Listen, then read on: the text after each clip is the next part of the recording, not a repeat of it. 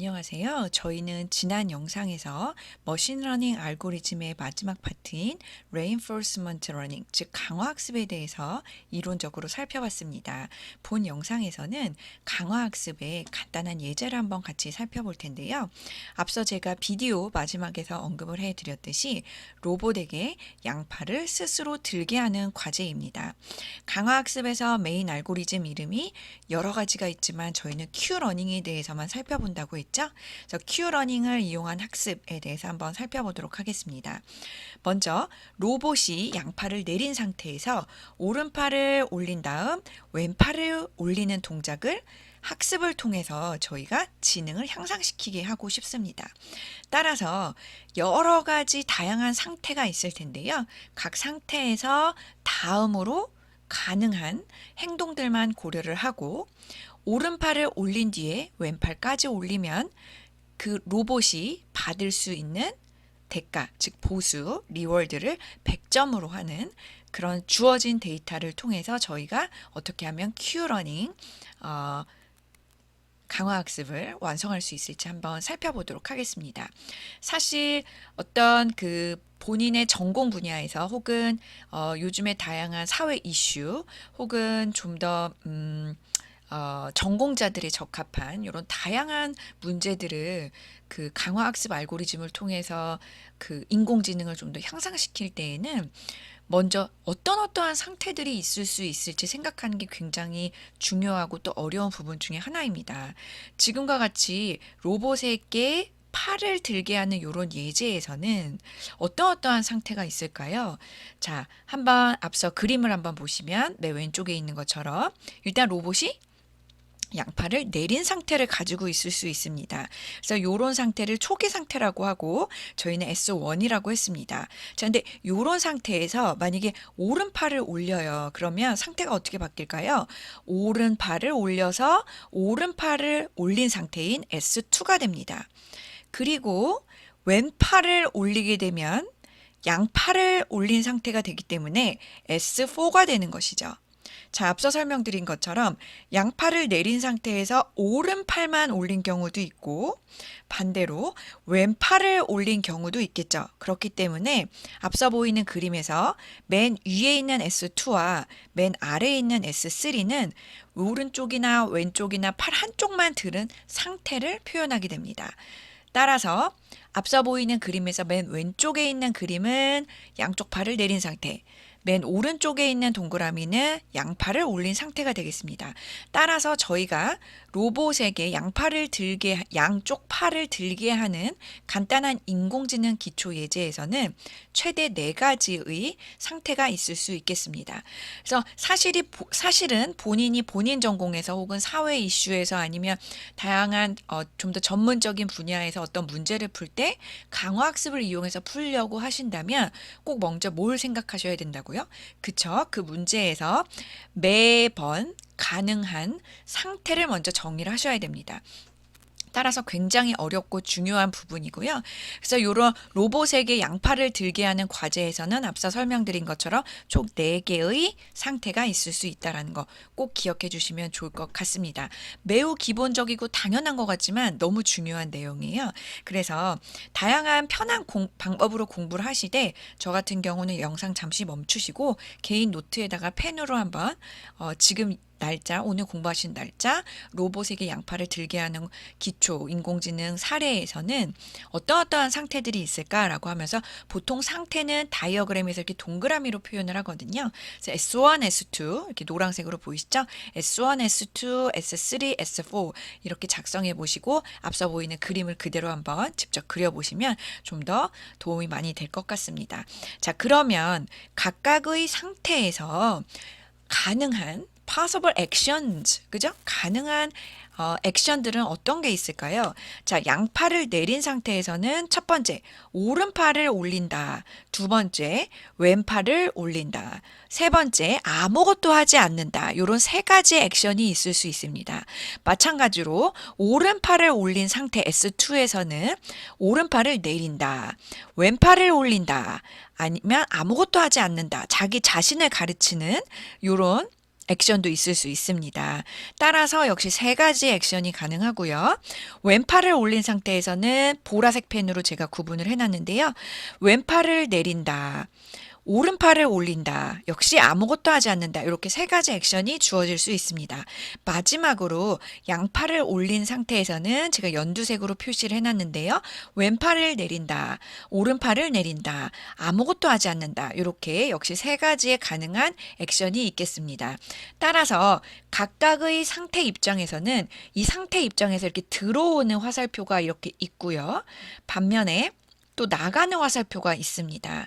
따라서 조금 더 깊게 생각을 해 보신다면 각각의 액션이 발생할 확률을 만약에 저희가 알고 있다면 그 확률을 바탕으로 어떤 스테이트에 좀 더 머물 확률이 높을 것인가, 혹은 어떤 스테이트에서 주로 어떤 스테이트로 넘어갈 확률이 높은 것인가, 이런 것들을 좀 더 고차원적으로 풀어볼 수가 있겠죠.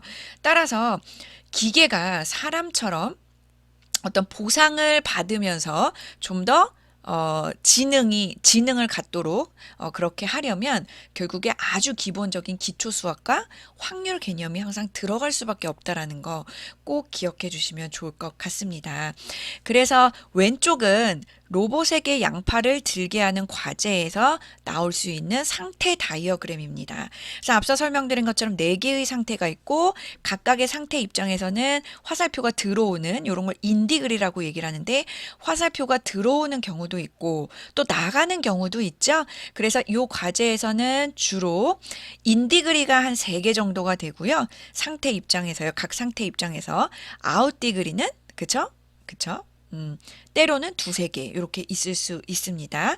따라서 이런 각각의 인디그리와 아웃디그리의 개념과 각각의 인디그리와 아웃디그리에 주어질 수 있는 가중치, 즉 확률값, 이런 것들이 추후 등장이 되면서 강화학습이 완성이 될 수 있겠구나, 이렇게 생각하시면 좋을 것 같습니다. 그렇다면 왼쪽에 있는 상태 다이어그램을 바탕으로 오른쪽에 보이는 초기 상태의 보수 테이블을 한번 작성해보고 설명해보도록 하겠습니다. 제가 지난 영상에서 이미 설명을 해드렸는데요. 강화학습에는 2개의 테이블이 있죠. 첫 번째 테이블은 보수 테이블이고 영어로는 리워드 테이블이고, 어떤 상황에서 어떤 행동을 하면 당장 내가 얼마를 어떤 값의 보수를 받을 수 있는가를 기록하는 테이블로서 미리 주어진다, 이렇게 얘기를 했고요. 두 번째는 큐 테이블이고 장래에 장기적으로 얼마나 내가 리워드를 받을 수 있는지 그 업데이트되는 그런 테이블이라고 얘기를 했습니다. 그러면 처음 저희가 보는 테이블은 보수 테이블입니다. 보수 테이블, 당장의 보수를 얼마나 받을 것인가. 그래서 앞서 설명드린 것처럼 이 첫 번째 테이블이 되겠습니다. 그래서 처음에 주어져 있게 돼요. 그래서 사실은 이런 보수 테이블을 본인의 전공 문제에서 혹은 뭐 사회 이슈에서 다양한 좀 더 전문적인 문제를 풀 때 앞서 설명드린 것처럼 첫 번째 상태를 본인이 잘 정의를 하셔야 되고, 두 번째는 보수 테이블이 꼭 주어져 있어야 됩니다. 그래서 보수 테이블에서 각각의 행과 각각의 열에는 각각의 행은 일단은 스테이트 상태죠. 그래서 아까 상태 다이어그램을 저희가 작성하면서 보수 테이블의 행에 상태를 넣으시면 되고요. 각각의 상태에서 앞서 설명드린 것처럼 아웃디그리와 인디그리가 있다고 했죠. 그래서 특히 아웃디그리, 인디그리 이 부분에서 실제로 이 보수 테이블에서 어떤 값을 통해서 지금 가능한 액션들인지를 표현할 수 있는 보수 테이블을 꼭 기록을 하셔야 됩니다. 그래서 앞서 설명드린 것처럼 왼쪽의 상태 다이어그램에서 각각의 상태는 보수 테이블의 행이 되는 것이고요. 각각의 상태에서 가능한 그 액션들 있잖아요. 요런 액션들은 보수 테이블에서 컬럼, 즉 열에 해당이 되는 것입니다. 그래서 예를 들어 볼게요. 양팔을 내린 상태 S1이 있는데요. 이 양팔을 내린 상태에서는 가능한 액션들이 어떤 게 있을까요? 앞서 설명드린 것처럼 빨강색 첫 번째 표시인 오른팔을 올린다라고 하는 A1이 있고요. 두 번째는 왼팔을 올린다라고 하는 A3가 있습니다. 액션 3죠. 그 다음에 자기 자신을 가리키는 아무것도 하지 않는다라고 하는 액션 5가 있게 되는 것이죠. 그래서 상태 1에서는 가능한 디그리들이 A1, 그 다음에 A3, 그 다음에 A5가 있게 됩니다. 양팔을 내린 상태에서 이미 내려져 있는데 오른팔을 내린다거나 왼팔을 내리는 이런 액션 2와 액션 4는 있을 수가 없겠죠. 그렇기 때문에 불가능한 경우이기 때문에 not applicable이라고 하는 불가능한 행동들로 이렇게 보스 테이블에 표시가 되게 되겠습니다. 반면에 두 번째 오른팔을 올린 상태 S2를 한번 보도록 하겠습니다. 오른팔을 올린 상태에서는 이미 올려져 있는데 오른팔 올리는 게 가능할까요? 아니죠. 그래서 not applicable, 앞서 설명드린 것처럼 불가능한 행동이다 이렇게 표시를 하고요. 오른팔을 올린 상태에서 가능한 액션은 오른팔을 내린다 있을 수 있고요. 오른팔을 올린 상태인데 왼팔까지 올린다 그러면 저희가 목표로 하는 거잖아요. 그렇기 때문에 당장 받을 수 있는 리워드 보수를 100으로 저희가 세팅을 했습니다. 그래서 이 문제에서 저희가 처음에 이렇게 풀겠다라고 했기 때문에 테이블, 즉 보스 테이블에 이렇게 100이라고 쓰여져 있는 거를 저희가 알 수 있습니다. 오른팔을 올린 상태인데 왼팔을 내린다. 말이 안 되죠? 그래서 not applicable. 아무것도 하지 않는다. 가능은 하지만 받을 수 있는 리워드는 없죠? 그렇기 때문에 결국에 이 테이블을 가지고 로봇은 지능을 점점 높이는 것입니다. 오른팔을 올린 상태에서 왼팔을 올려야지만 리워드 100을 받을 수 있기 때문에 로봇은 지능적으로 보수를 계속 매번 받으면서 액션을 취하게 되겠죠. 액션을 취하면서 상태를 이동하기 때문에 궁극적으로 원하는 상태에 도달하게 되면 최대의 리워드를 받게 되는 것이고 이 문제의 답도 구한 것이기 때문에 강화학습은 끝나게 되는 것입니다. 어떻게 보면 굉장히 간단하고요. 저희가 7살이나 8살 때 처음으로 한글을 떼거나 책을 읽을 때 엄마 아빠가 어느 정도 기본을 알려주면서 여기까지 하면 과자를 사줄게. 여기까지 하면 초콜릿을 줄게. 이런 식으로 어떻게 보면 보수, 대가를 주잖아요. 그래서 이런 리워드를 컴퓨터에게도 계속적으로 상태를 변화시킬 때마다 최대의 보수를 받을 수 있도록 유도를 해서 학습을 시킨다면 기계는 지능을 갖게 되는 것이고 좀 더 발전적으로 목표를 빨리 달성할 수 있게 되는 것입니다. 그래서 마찬가지 원리로 왼팔을 올린 상태 S3에서도 가능한 액션은 앞서 설명드린 것처럼 보라색 1번, 2번, 3번만 가능하겠죠? 그래서 보라색 1번, 그 다음에 2번, 3번만 가능하고요. 역시 not applicable이 두 개가 있다는 걸 알 수가 있겠습니다. 마지막으로 양팔을 올린 상태에서는 오른팔을 내리거나 왼팔을 내릴 수 있고 아무것도 하지 않은 경우가 있을 수 있는데 이 경우에는 어떤 리워드도 받지 않고 0이기 때문에 지능적으로 학습하는 컴퓨터 입장에서는 그렇게 행동할 일이 전혀 없겠죠. 그래서 영상 잠시 멈추시고요. 앞서 설명드린 것처럼 왼쪽에 있는 상태 다이어그램, 어떻게 보면 그래프 이론이랑 많이 비슷한데요. 저희가 인공지능 개론 초반부에 탐색에 대해서 엄청 많은 시간과 학습을 통해서 기계가 어떻게 학습을 하는지 저희가 확실히 알게 됐잖아요. 그때 저희가 주로 고려했던 네트워크 다이어그램 기억나시죠? 그래서 그런 네트워크 다이어그램도 상태를 표현하기 위해서 동그라미로 노드로 표현을 했었고 이 노드와 노드 사이는 엣지, 연결선으로 표현을 하면서 그때에는 가중치라는 용어를 제가 썼고 그 연결선마다 숫자로 주어지는 가중치 값이 다르다고 했습니다. 그래서 저희는 그 인공지능 개론 머신러닝 알고리즘에서 세 번째 파트인 강화학습을 배우면서 역시 비슷한 네트워크 다이어그램, 상태 다이어그램을 노드와 엣지로 구성을 해가지고 화면에서 왼쪽에 보이는 그림으로 표현을 해봤는데요. 그때 탐색과는 좀 더 다른 것이 그때는 학습이라고 하는 개념이라던가 어떤 데이터를 분석을 해가지고 좀 더 지능적으로 만드는 거를 스스로 하게 하지는 않았어요. 즉 머신러닝 개념은 아니었다는 거죠. 프로그래머나 아니면 유저가 이렇게 탐색하도록 미리 코드를 짜놨고 그거를 그냥 단순히 돌린 거였어요. 하지만 머신 러닝이라고 하는 거는 머신, 기계가 러닝, 스스로 학습을 하는 거예요.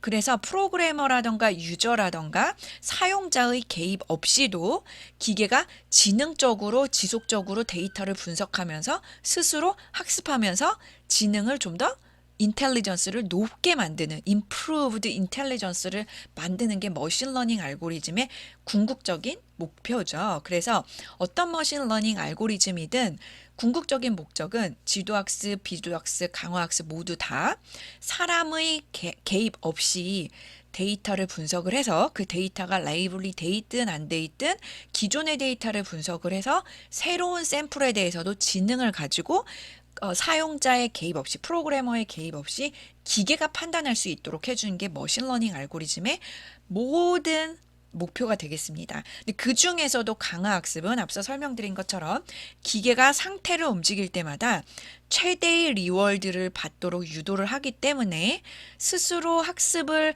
자꾸 하게 하려고 하는 아이를 가르치는 부모하고 굉장히 비슷하다는 것을 알 수가 있고, 앞서 설명드린 것처럼 왼쪽의 네트워크 다이어그램 혹은 상태 다이어그램을 통해서 상태들과 그 상태에서 다음 액션으로 가능한 아웃디 그리드를 그리고 인디 그리드를 동시에 고려해서 오른쪽에 보이는 것처럼 보스 테이블의 행과 열로 표현을 할 수가 있다는 거죠. 그래서 이 개념은 굉장히 기본적이면서도 중요한 내용입니다.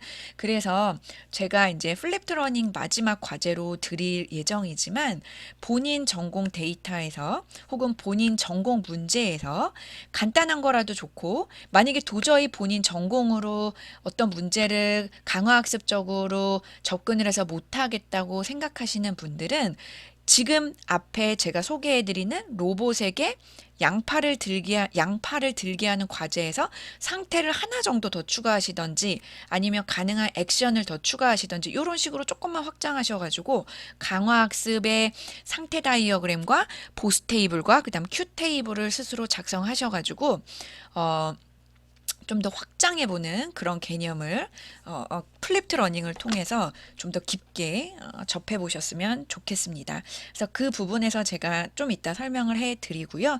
여하튼 어떤 문제를 풀던 간에 강화학습 큐러닝을 이용한 학습에서는 상태 다이어그램과 그 다음에 보스 테이블이 기본적으로 처음에 주어져야 된다는 거, 그리고 생각보다 어렵다는 거 꼭 기억해 주시면 좋을 것 같습니다. 자, 앞서 설명드린 것처럼 강화학습은 상태, 지금 이 문제 같은 경우 상태가 네 가지가 있었죠.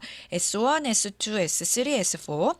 그 다음에 각각의 상태에서 있을 수 있는 행동들 A1, A2, A3, A4, 엄밀히 따지면 A5까지 있는 거죠. 그래서 A5 이렇게 5개의 행동들이 있을 수 있는데 각 상태에서 다음 next action은 possible next actions는 다르다는 거 기억하시고요. 그리고 그때 처음에 주어지는 보스 테이블 상단에 있는 거고요. 그 다음에 큐값 테이블이 이제 필요하다고 얘기했어요. 그죠?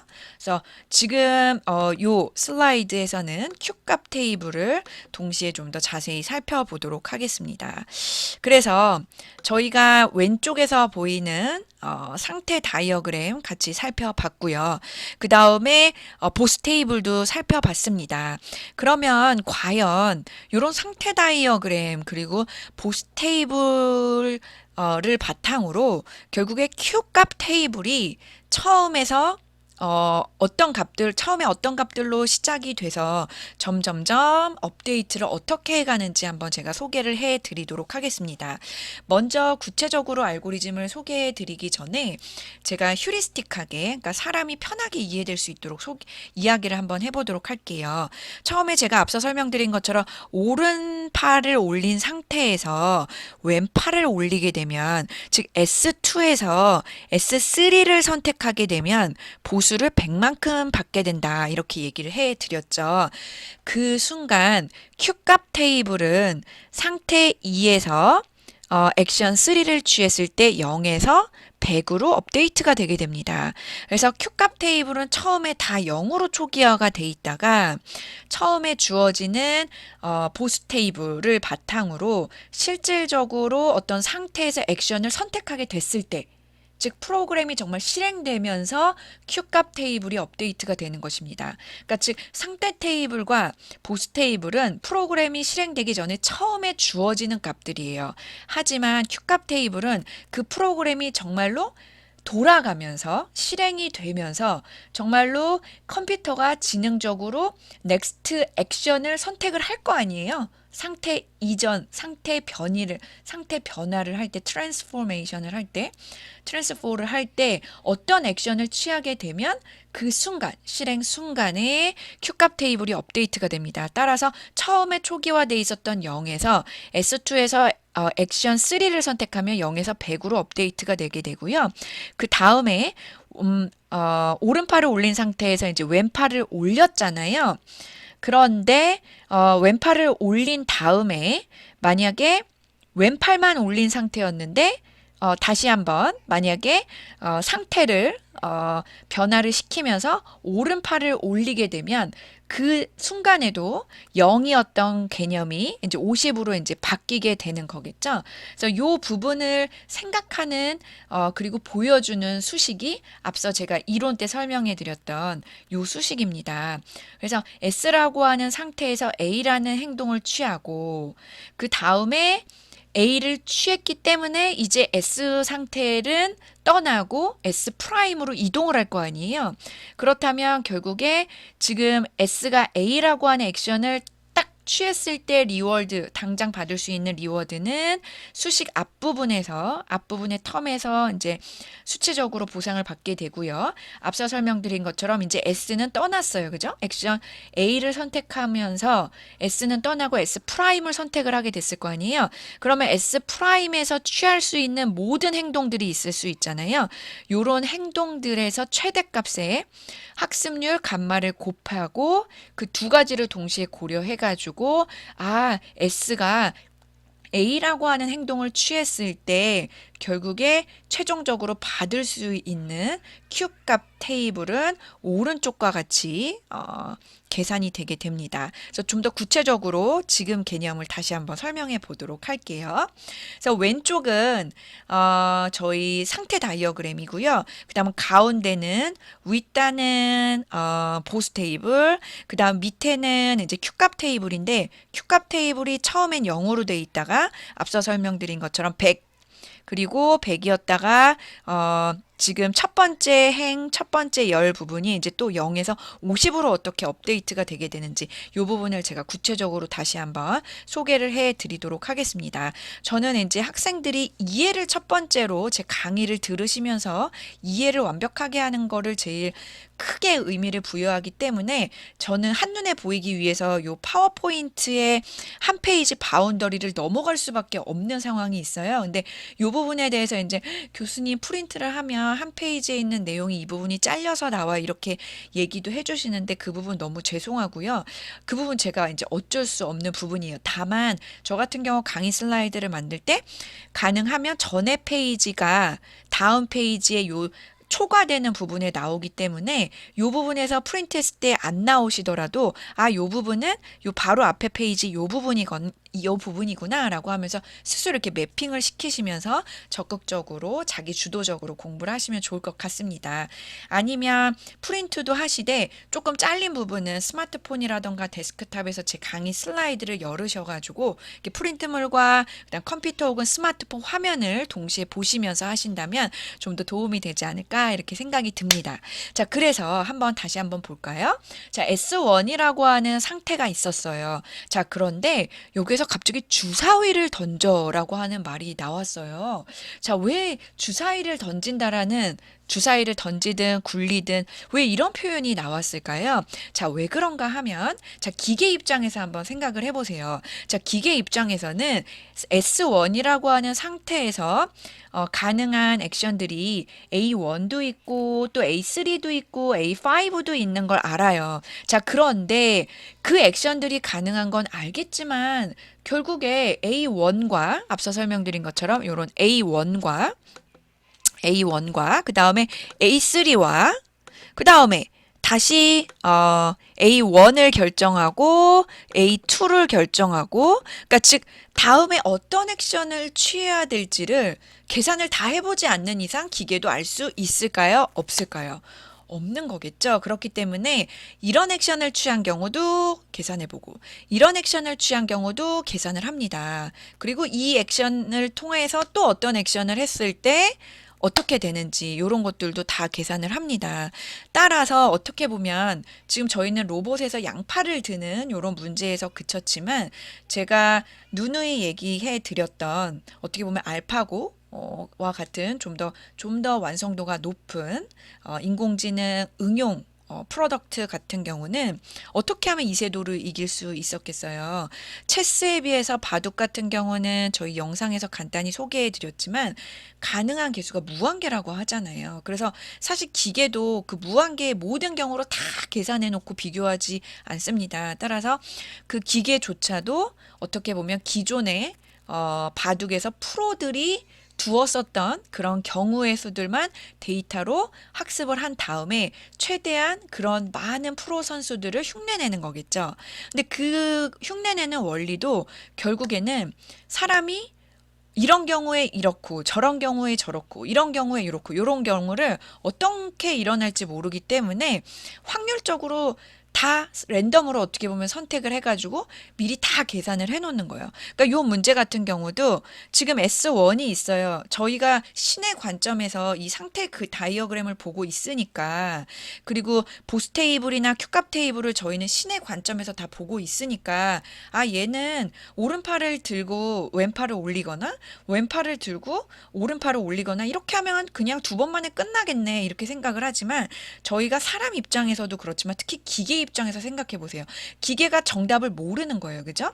그렇기 때문에 어떻게 보면 확률적으로 주사위를 던져서 뭐 6분의 1 확률로 A1을 결정을 하고 6분의 1의 확률로 A2를 결정을 하고 6분의 1의 확률로 A3 이런 식으로 결정을 하는 거예요. 그죠?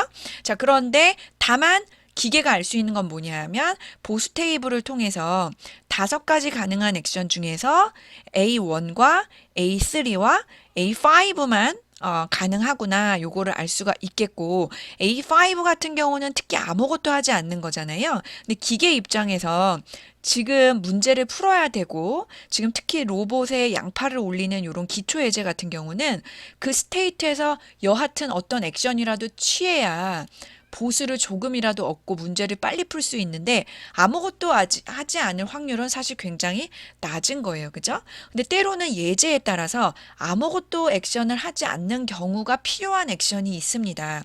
예를 들면 조금 고차원적인 문제이긴 한데요.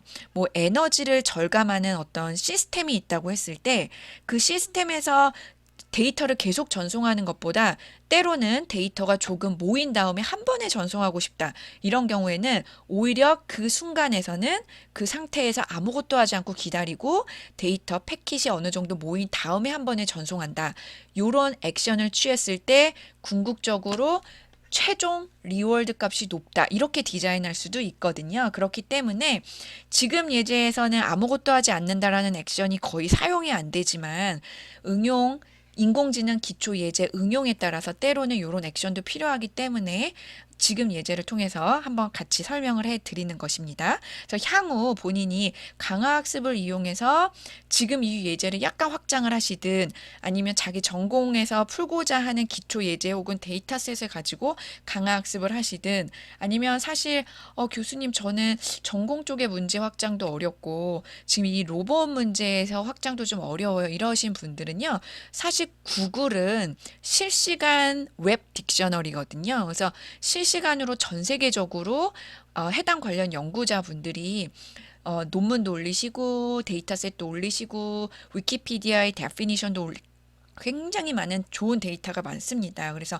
구글에서 뭐 강화학습 기초 예제 이렇게 찾으셔가지고 스스로 공부하실 겸 좀 더 비전공자 어떤 학생분들이 읽어봐도 이해가 될 수 있도록 이렇게 워드 포트폴리오 파일의 작성도 하시고 완성도를 높이신다면 아마도 본인에게 아주 큰 도움이 되지 않을까 이런 생각이 듭니다. 그래서 지금 요 예제에서는요. 일단 S1에서요. 양파를 내린 상태에서 확률적으로 A1을 기계가 선택을 했어요. 자, 그러면 A1을 선택하게 되면 앞서 설명드린 것처럼 S1에서 A1을 오른팔을 올린 거기 때문에 S2라고 하는 상태로 이동을 하겠죠. 그때 Q 러닝 공식은 앞서 설명드린 것처럼 S1에서 A1을 선택했을 때 당장 받을 수 있는 보수, 그죠? 그리고 이 보수 값은 이 보수 테이블에서 찾게 되죠? 그래서 S1에서 A 액션 1을 선택했기 때문에 0이죠. 그래서 이 값은 0이 되는 걸 볼 수가 있겠습니다.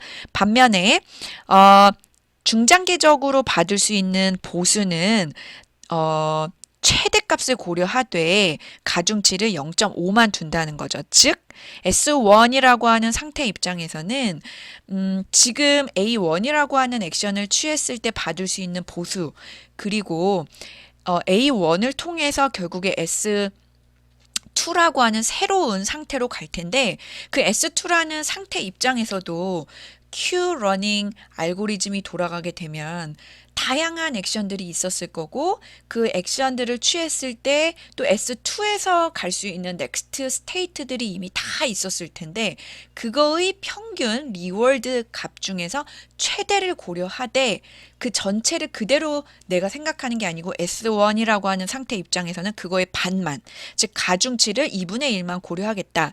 즉 감마라고 하는 학습률을 0.5로 고려하겠다. 이렇게 되는 거예요.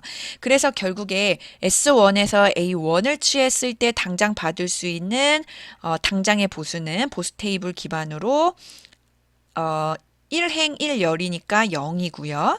그 다음에 S2에서 받을 수 있는 취할 수 있는 모든 행동들은 어떤 게 있을까요?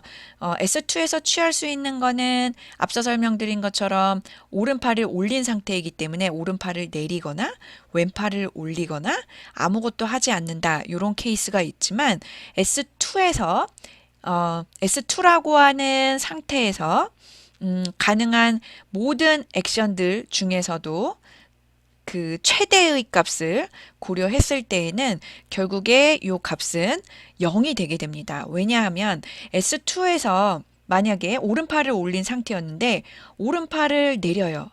그러면은 0이죠. 그런데 오른팔을 올린 상태에서 왼팔을 올릴 확률은 저희가 지금 당장은 알 수가 없잖아요. 그리고 아무것도 하지 않을 때에는 역시 0인 것이죠. 그렇기 때문에 어떻게 보면 저희 재기함수 배우셨잖아요. 재기함수에서 저희가 생각한 것처럼 사실 S2 그 다음에 S2에서 취할 수 있는 행동들을 생각을 했을 때 그때 실질적으로 S2에서는 어떤 액션을 취하게 될지 저희가 알 수 없기 때문에 여기에서의 최대값은 0으로 저희가 고려하는 것입니다. 즉 다시 한번 설명을 해드리자면 S2에서 취할 수 있는 모든 행동들은 지금 이 순간에는 알 수 없다. 그 이유가 결국에 Q 테이블을 한번 보시면 S2에서 지금 A2 그 다음에 A3 그 다음 A5가 있는데 Q값 테이블이 다 0이죠. 그렇기 때문에 결국에 여기에서의 값은 0이 되게 되는 것입니다. 하지만 점점점 저희가 당장의 보수, 즉 보수 테이블을 바탕으로 Q값 테이블이 이제 업데이트가 되거든요.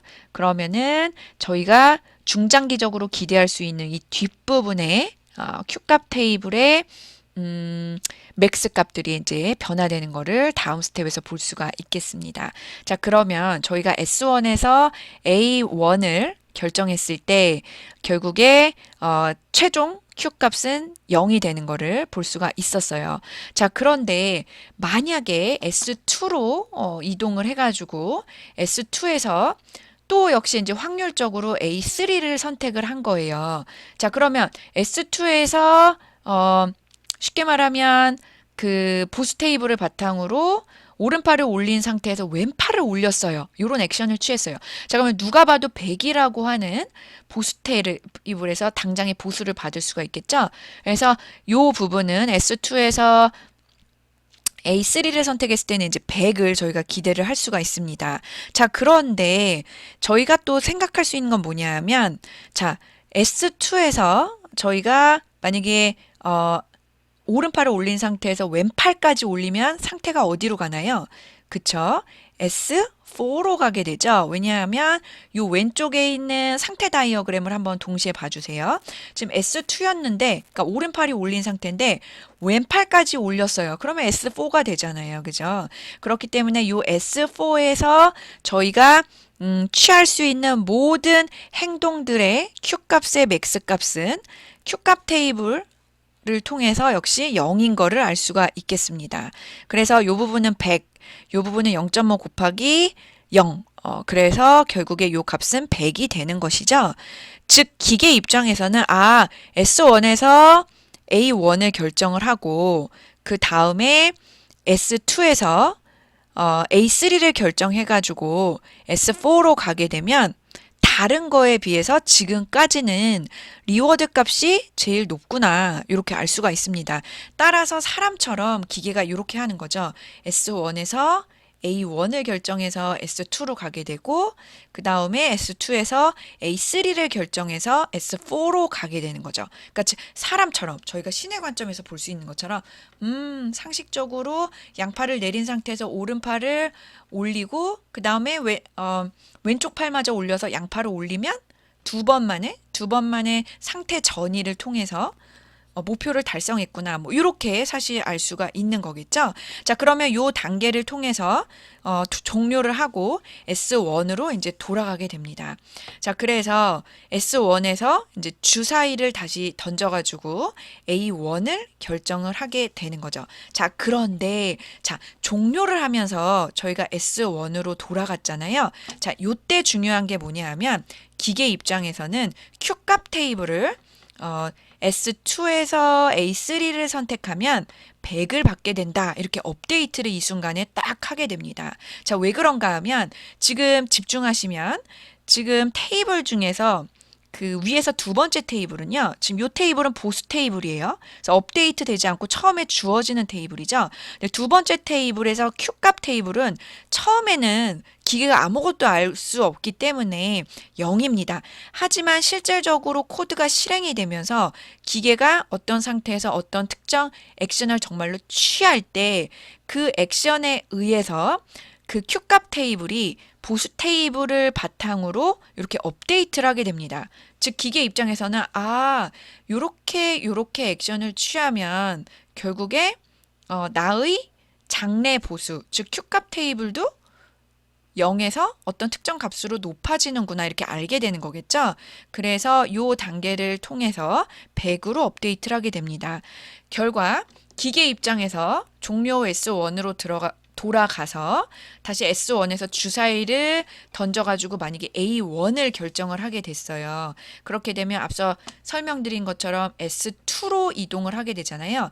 그때 다시 한번 Q값을 계산을 하게 되면 앞서 설명드린 것처럼 당장의 보수는 여전히 0이지만 0.5 학습률에다가 앞서 설명드린 것처럼 이제 S2에서 취할 수 있는 행동들, 즉 요 부분은 요 한번 업데이트된 Q값 테이블에서 S2를 선택했을 때 S2에서 A2를 선택했을 때 이제 100이기 때문에 100의 반만 학습률로 고려를 해서 궁극적으로 50을 받을 수 있구나. 요거를 알 수가 있겠습니다. 따라서 이 순간 이제 S1에서 A1으로 움직이게 되면 평균 50의 리워드는 받을 수 있어 라고 하면서 Q값 테이블을 다시 한번 갱신을 하게 됩니다.